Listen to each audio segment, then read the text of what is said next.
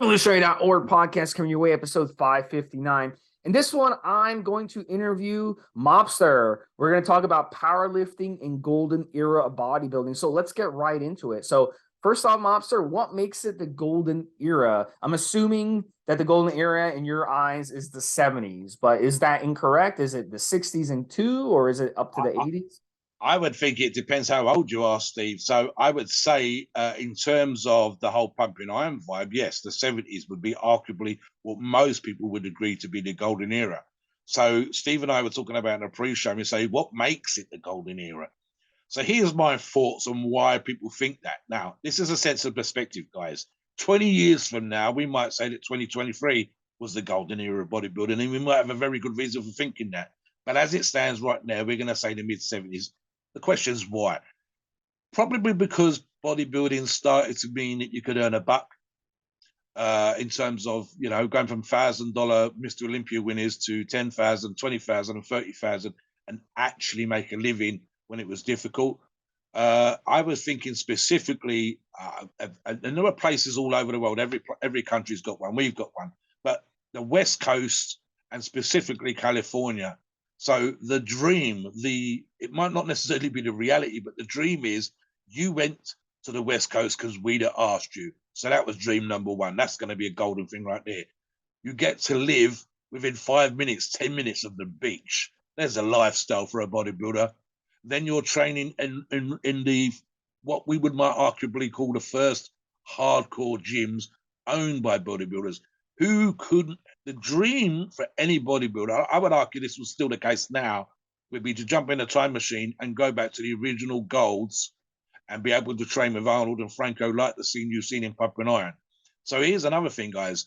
They were training, these guys were competing against each other in the same gym. They might be doing the Universe and the Worlds or Olympia, but they were all in the gym together in that time period. That doesn't happen anymore. So there's an argument there to be made for it being a golden era because you were actually in the gym training with, being spotted by the guy who wants to take the title away from you. That would be, one of you might be first, one of you might be second. I've actually said for myself, Steve, that when I was competing, if I'd have lived closer to my mentor, my slash rival slash competitor, David Horn, the training sessions we would have had would have kicked fucking ass above and beyond, simply because of the natural competition between the two of us. So there's a golden era right there, Steve. The idea that you go Franco and Sergio and Lou and all these other guys, and they're in the fucking gym with you, and you are kicking ass because you're surrounded by these other guys, that other uber freaks of bodybuilding at that time, it just doesn't happen anymore. So yeah, sure. The same thing could apply because the other part of the facet here was the strength.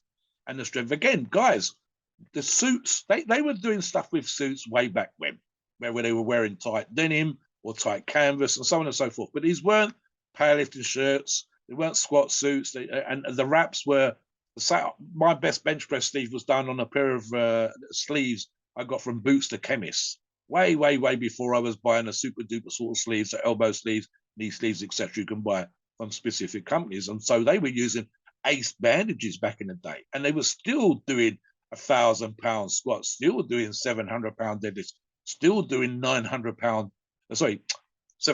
benches and 900-pound deadlifts.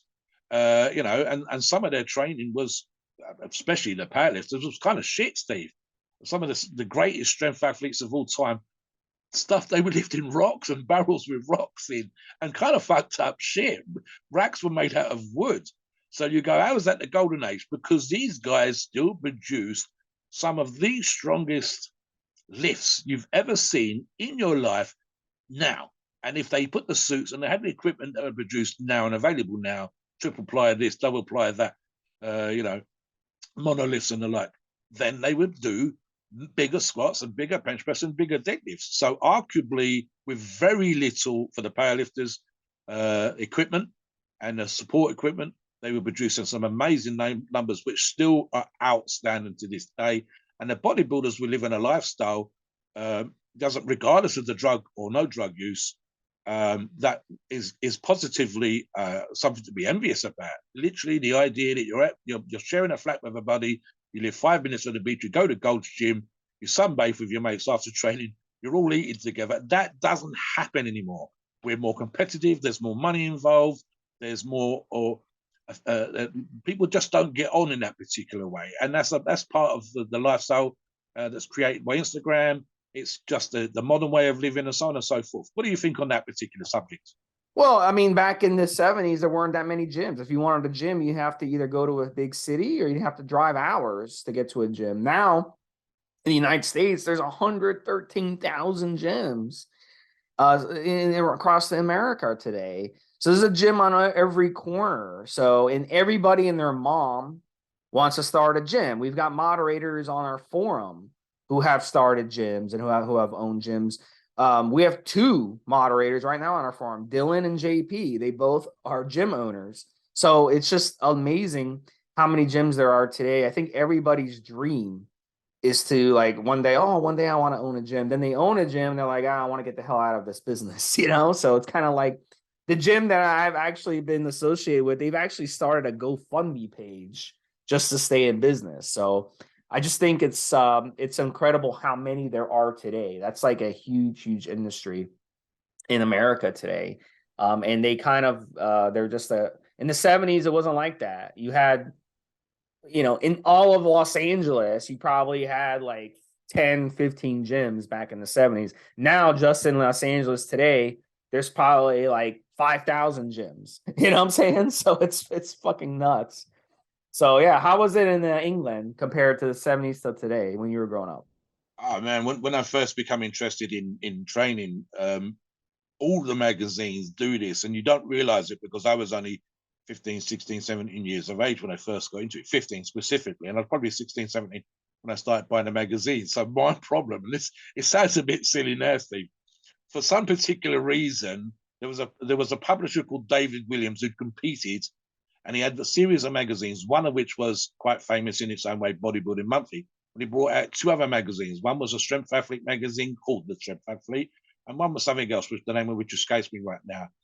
And they were all based in Dewsbury, West Yorkshire. So I imagined it was like somewhere up north that was like California. In reality, the simple fact was he had an office above a gym and he published his magazines out of his office above the gym. But I'd imagine because he would mention the gyms in that town, and he had like, not he, but there was 3 or 4 gyms in that town. It sounded like the place to go because Dewsbury, West Yorkshire, is not really that special of a place. But the simple fact that he had 3 or 4 gyms or health studios or whatever else, and he was talking about the stories and the athletes and the events, etc., that were coming out of these places, made me think that would be a place to visit. Probably in reality where I lived. And in fact, I didn't learn the history specifically of where I lived, but there was a very famous strength athlete and gym of old, based literally where I would walk around down what we say down the shops, down the green, and Health and Strength, the oldest physical culture magazine in the world, had actually had an office where I lived. Wally Pullum had a gym in the same address as where Health and Strength was. And I didn't know any of these things till I got much older and way more involved in the history. Let me talk about something else here, Steve. And again, something me and Steve talked about in the pre-show when we talked about ideas for podcasts, etc. So there's this great idea, and I'm going to bring Steve in on this as well. There's this great idea. There's a huge argument about what makes the silver and or golden era of bodybuilding more innocent. And that's this idea of the drug use. So here's the thing, right? And I've done articles on this. I've done prepared articles on this. And Jamie Lewis of Plague with Strength has pointed at the bleeding obvious. Right. History makes us know that athletes from day one, and I'm talking about ancient Greek and ancient Roman times, have looked for an edge. They were arguing about running barefoot versus running in sandals. If you run in sandals, you were cheating. And you've got the same argument applied in more modern terms with running in $10,000, 200-gram running shoes used just for sprinting versus someone else in a $50 pair of running shoes. And it becomes inane, right? So the natties love the idea, you know, that there's certain bodybuilders from the golden age of lifting didn't use drugs. It's just bullshit. Some, and I can think of, as an example, one person that probably didn't use drugs, although he was super analytical, super clean, etc., and a lot of other ways, with his teeth, with his hair, with his skin, etc., would be Steve Reeves. But as a great example from the golden age, and we talked about the mid-70s, all of the guys that I've talked about that were training with Arnold Schwarzenegger were using drugs. They're using less drugs than we use now. That's not arguable. Arnold has been discussed multiple times as using more drugs than the rest of them around him, but probably less drugs than a lot of 26, 27-year-olds using steroid cycles now. Yes, availability was less. You had to. They had the great thing, Steve, of being able to go to a doctor. Literally, doctors that were fans of bodybuilding. You went to that particular doctor. He's a big fan of this huge muscular guy coming in. Oh my God, it's Arnold, it's whoever. Come into the doctor's surgery and be treated and be prescribed pharmaceutical drugs. So there's that. There's definitely an argument to be made for them using lower dosages because it's simply the case. And I know people from that time who talks about how small the dosages was. So that makes it a golden era. But there's this other argument, Steve. If the ancient Romans and ancient Greeks were arguing about it's cheating to wear shoes, I would guarantee you that if you're a driven individual, somebody who really, really, really wants to win, and you have the genetic advantage, you'd use some of the drugs that we have available to us today. That would be the peptides, it would be the SARMs, it'd be all the things that we have access to, research chemicals that we have access to as bodybuilders now. So there's an argument to be made for it being a quote unquote more innocent time. But the reality is, I think, and this definitely applies to the powerlifters, and I'll get into a couple of stories for that in a minute, that they were pushing the envelope with what was available to them then. It's just only now going back and looking back with rose-tinted spectacles through history, you go, oh, we're using less drugs. Yes, because you didn't have the accessibility. You didn't have the knowledge. You didn't have the experience that came from other users and so on. So, yeah, there was a lot of buying out of the trunk of cars. There was a lot of going to actual doctors for steroids. And, yes, they would have used less dosages. On the flip side of that, some of the early powerlifters, and I'm thinking late 70s and 80s, were using properly fucked up amounts. The full-on nosebleeds, trying not to have a frigging heart attack, freaking out stuff. So I'm going to tell you a couple of stories. One which is specifically to do with an individual called Lee Moran, who had a reputation both as a Hell's Angel, but was also one of the first people to squat 1,000 pounds.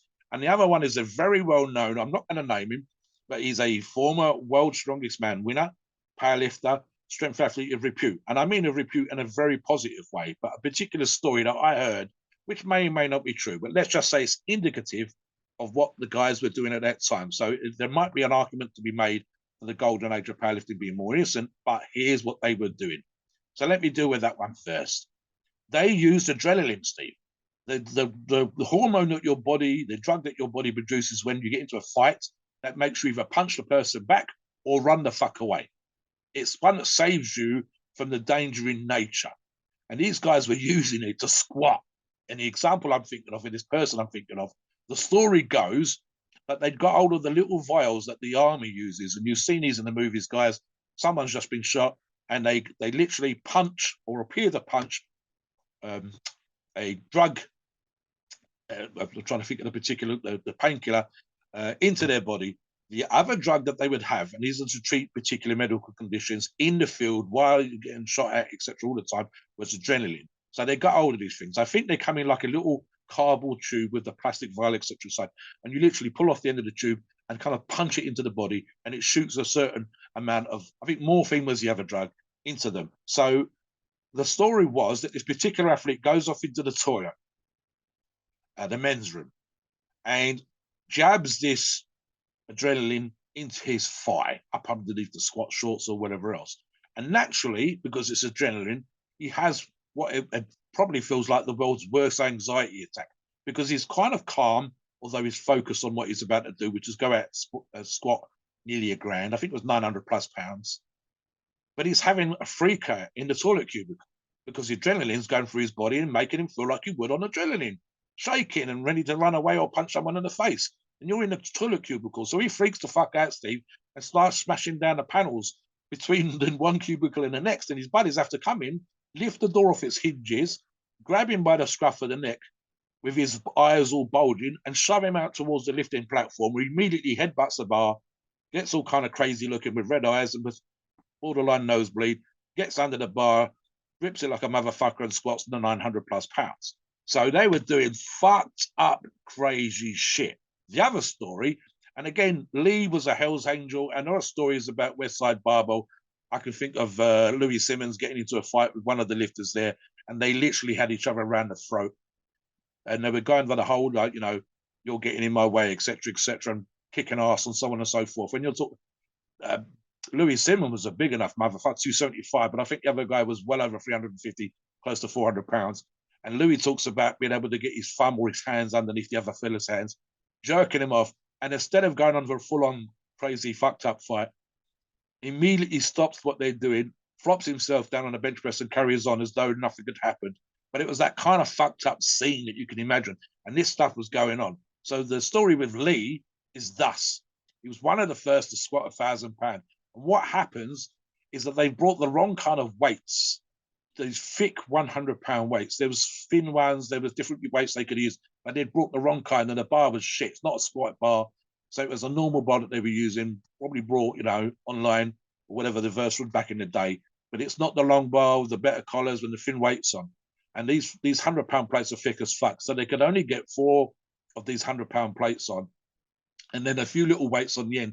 And there was literally just a couple of inches left. And I think he warmed up. His opener was 900 pounds, which is a hell of a weight, as you can imagine, 400 and something odd kilos. His next lift is where it went all a bit crazy. They kind of fucked up, like I said, with the weights that I've already described. He wants 9.5. And because the numbers are record, he's going to get a 4th attempt. What happened was they put the collars on back to front to try and make it so they can get all the weights on the bar. Bearing in mind, he's going to go for the grand afterwards. And the bar, basically one collar came off. Whips around so that all the weights fall off one side. You can actually find photographs online. The weight that's still on the bar goes crashing to the ground. How he's not had his head ripped off or smashed to smithereens or whatever, or he's got some kind of injury, and he's stomping up and down, and they're all apologetic like you would not believe. And they've got this real, like, 300+ pound lifter who's nearly killed himself, nearly killed the spotters, and how he's not got an injury, and so on and so forth. They let him take the lift again because this has been a massive accident. He hasn't actually squatted, and it's not his fault that it's happened, even though technically you could argue it was his second attempt.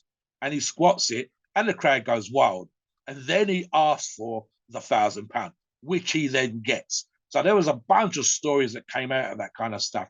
And again, this guy's a Hell's Angel. He's riding at the weekend. He's getting into fights in bars, all that kind of thing. So there's definitely an argument now, I think, Steve, with regards to that, the stories that came, the legendary stories, and the fact that these guys were taking their body to places, and this includes the bodybuilders, to places that we're familiar with now as athletes and now as bodybuilders, but these guys were out there at the leading edge, and they were doing experiments both in strength and in bodybuilding that make us able to have these kind of podcasts and talk about the history and know that there are athletes like that now that have benefited from these crazy situations. These, the powerlifters aren't doing adrenaline now, Steve, probably for very good reasons, but they are, really pushing the envelope. And some of the numbers, grams per week, was probably more true then of the powerlifters than it was the bodybuilders. I don't think many bodybuilders then were doing anything over a gram a week, but certainly the powerlifters were. The powerlifters, I think they were more fucked up, more crazy, more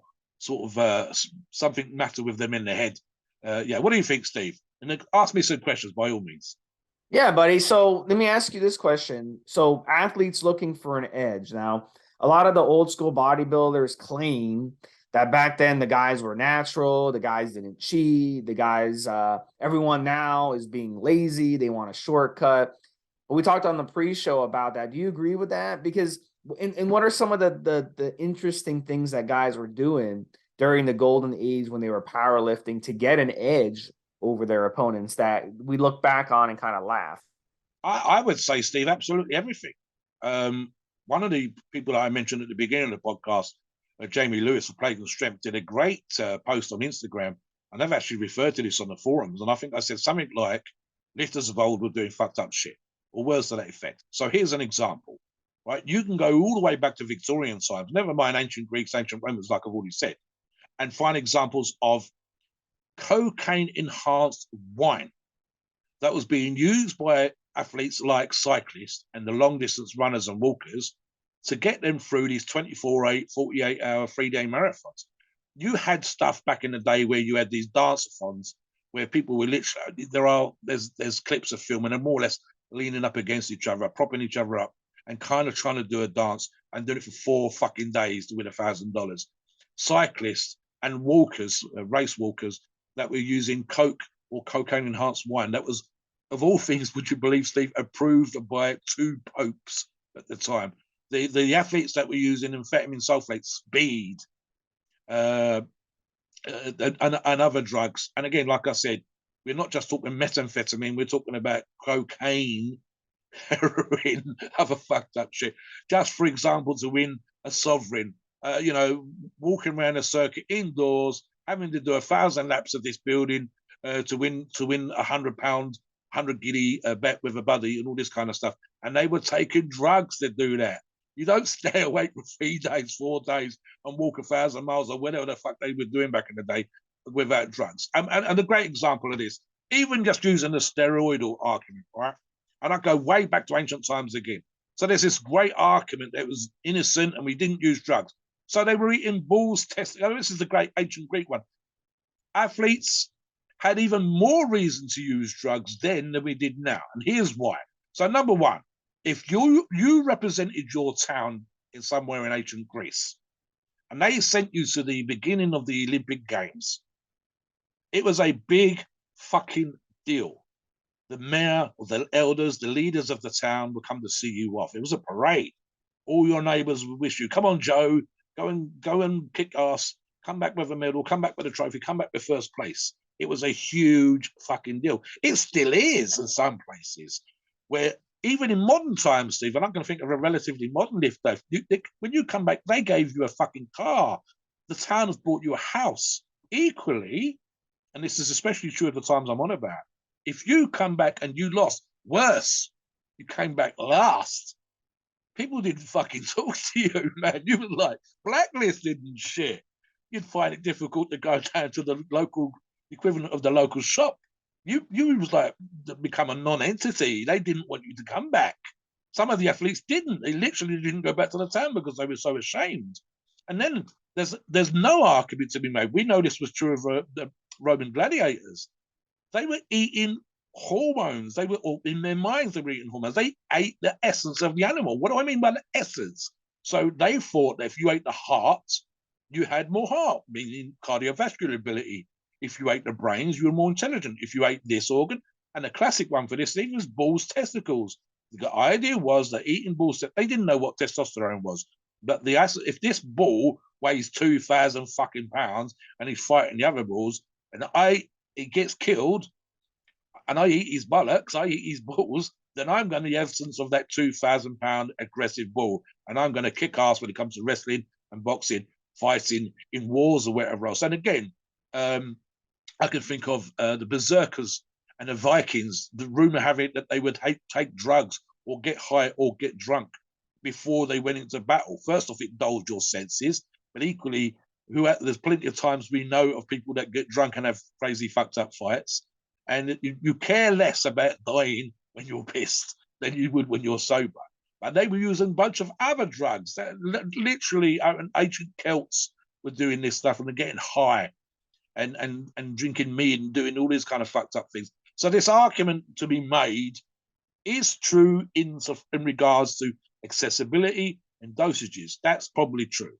But you can find a million examples, as I've just described, of people getting high to fight, high to walk and win money by doing 1,000 miles in a week or whatever, walking or running or doing crazy fucked up things.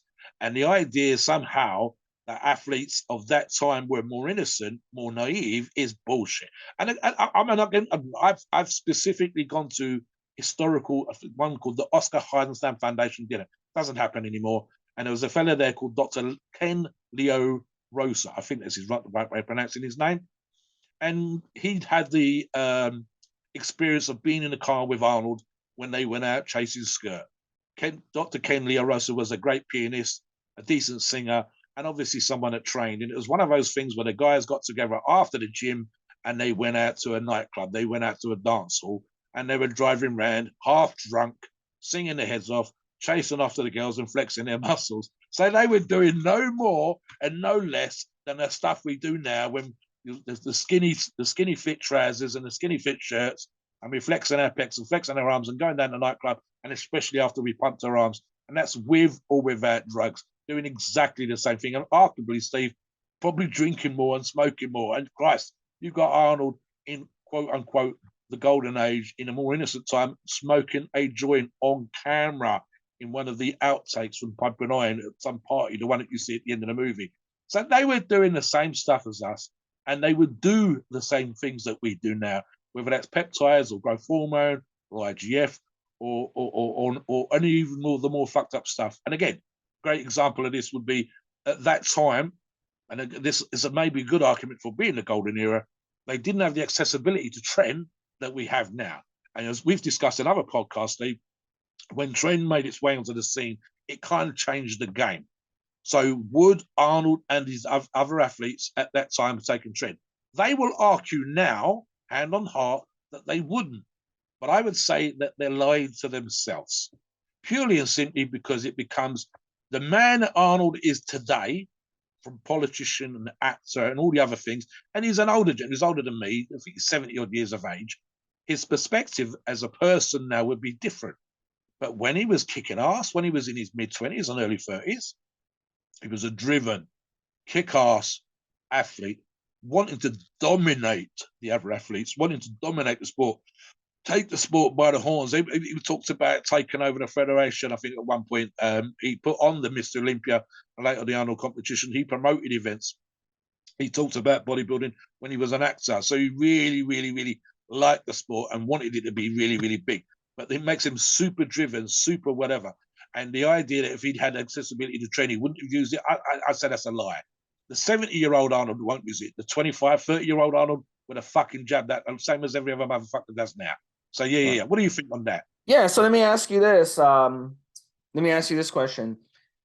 It's going to be a tough one. So take all the time you need to think about it. But in the 70s, it was magazines. You wanted exposure as magazines. Today, it's Instagram, it's social media, it's Facebook, it's all these social media sites. That's how bodybuilders promote themselves. That's how they market themselves. What do you think's changed overall between the 70s, the golden era, and today? And would you say that social media has been a net negative to bodybuilding or a net positive overall? It's difficult to argue in one way because it's much easier to monetize what you do now. If you're a decent athlete with good genetics and you train well and you have an idea, one of the things I talk about is sometimes I say this to guys on the forum, you need to have half an eye on the sport as a whole. You need to sort of be aware of your place in the sport as a whole, and your influence that you might have. But the magazines, and there's really good articles on this now, funny enough, Joe Weider loved the sport. And Joe Weider arguably would be the daddy when it came to being a publisher, above and beyond anybody that's gone before him, and arguably has gone, certainly in the last few years, come afterwards, because he loved the sport with a passion. He started with nothing, and he built up the magazines to the point where when he sold the publishing empire some years ago, he sold it for $350 million.